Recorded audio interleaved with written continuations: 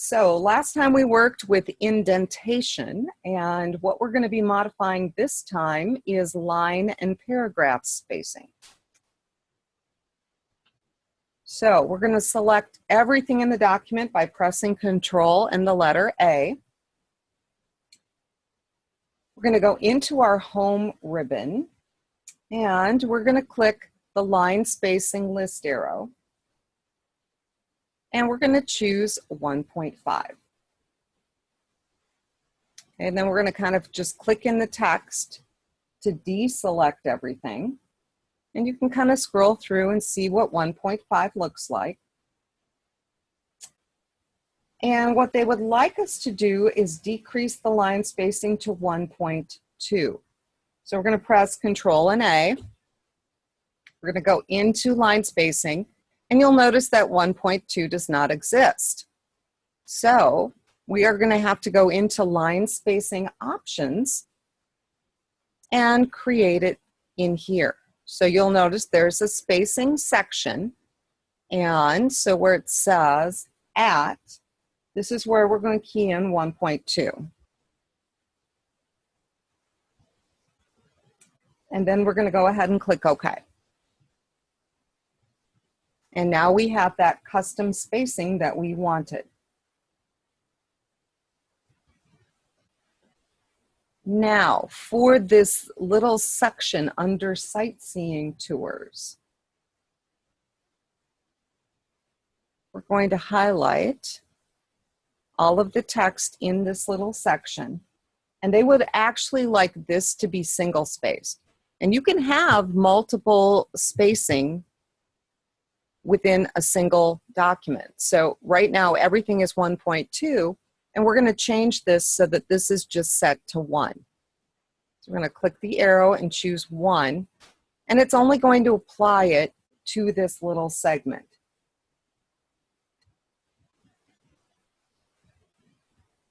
Now, the next little adjustment they want is to just add a little bit of space above that last paragraph. So the last paragraph we have in small caps.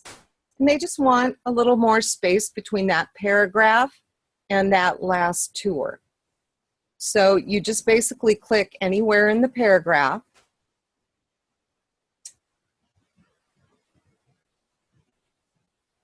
And what I normally do is go into layout and set spacing before.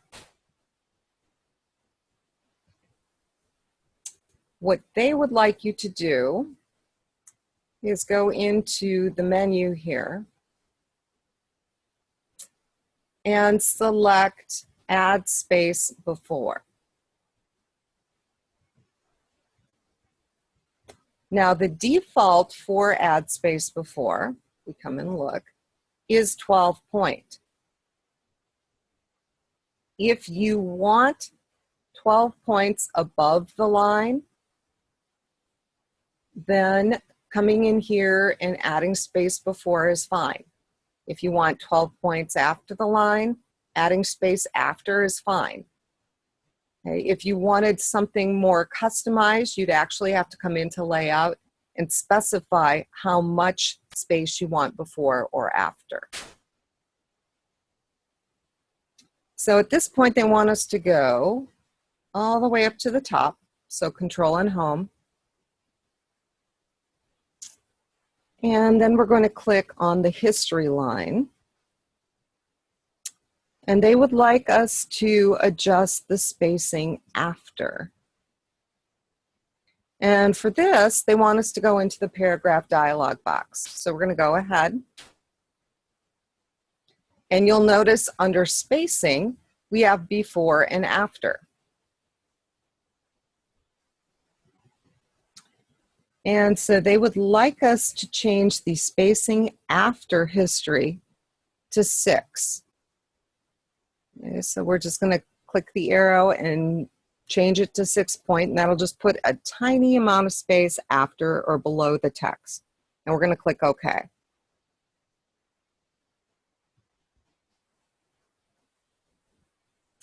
Now they want us to go down to population. We're going to click on that.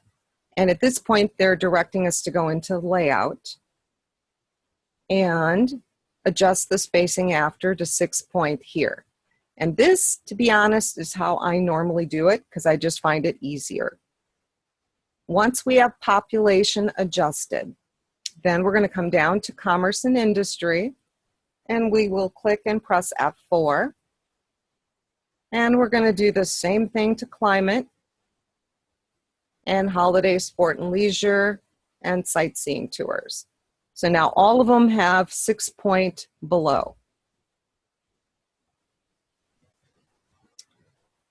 So at this point, they want us to come back up to the top and get rid of the hanging indent. So we're going to highlight all of this fun stuff. And if you look on the ruler, you can see how that hanging indent was created. Now to get rid of it, you could drag the markers, or the shortcut is to press Control, Shift, and the letter T.